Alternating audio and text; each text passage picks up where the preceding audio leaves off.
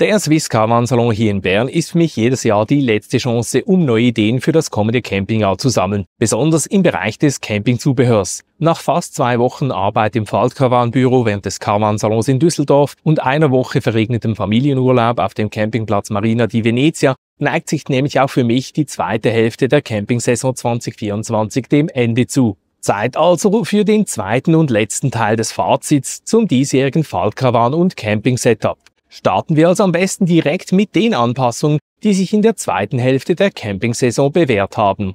Die Eiswürfelmaschine, die wir spontan im Sommerurlaub mitgenommen haben, kam auch in Düsseldorf wieder zum Einsatz und hat sich somit eigentlich bereits doppelt bewährt.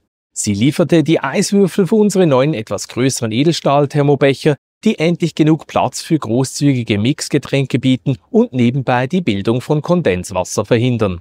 Abgerundet wurde das Ganze durch die neuen wiederverwendbaren und zudem leicht zu reinigenden Edelstahlstrohhalme, welche wiederum die Verbrauchsmaterialien und den Müll im Campingalltag etwas reduzieren. Das neue Dosierlöffelset erwies sich ebenfalls als nützlich, denn damit konnten sowohl unser Kaffee aus Konzentrat als auch sämtliche Mixgetränke nun geschmacklich und koffeintechnisch konstant zubereitet werden. Ein Highlight war sicherlich der neue Tischgrill, der nicht nur in Düsseldorf, sondern auch zu Hause schon mehrfach im Einsatz war. Dieser kommt mit einer antihaftbeschichteten Bratpfanne und einem passenden Glasdeckel daher. Aktuell überlegen wir noch, ob wir die ebenfalls mitgelieferte Grillplatte überhaupt noch mitnehmen oder künftig nur die Bratpfanne verwenden sollen, um den Abwasch und die Sauerei in der Küche zu reduzieren.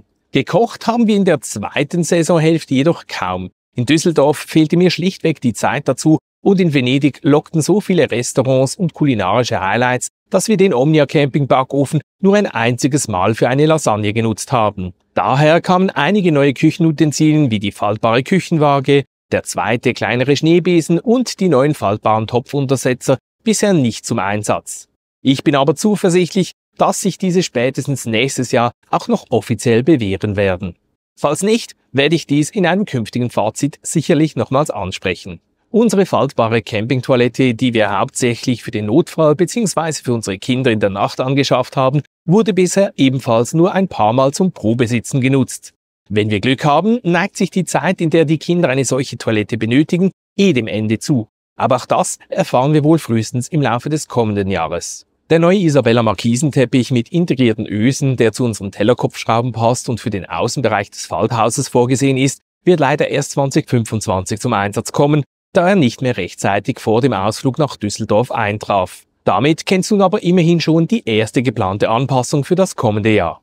Insgesamt ging es ja bei den diesjährigen Anpassungen primär um die längst überfällige Optimierung unserer Campingküche. Damit bewegen wir uns klar gegen den Trend, den wir seit dem Austausch unseres Zeltanhängers Anfang 2020 verfolgen. Allerdings kann ich jetzt schon versprechen, 2025 werden die Veränderungen deutlich überschaubarer. Aktuell planen wir nur 5 Anpassungen, von denen 3 bereits erfolgreich außerhalb des Faltcaravans getestet wurden. Vielleicht gesellen sich noch 2, 3 weitere in Form von Zubehörexperimenten hinzu, aber das wird sich dann erst Anfang des nächsten Jahres zeigen. Falls du übrigens den ersten Teil des Fazits zu unserem Faltcaravan-Setup für 2024 verpasst haben solltest, dann kannst du dies hier oben jederzeit nachholen. Daneben findest du hier unten den Link zu sämtlichen Elementen unseres Setups inklusive Gewicht und wo diese beim Transport in Zeltanhänger verstaut werden, zum Nachschlagen und Durchstöbern. Ich schaue mich in der Zwischenzeit noch etwas auf dem Messegelände um. In diesem Sinne, bis zum nächsten Video und frohes Campen!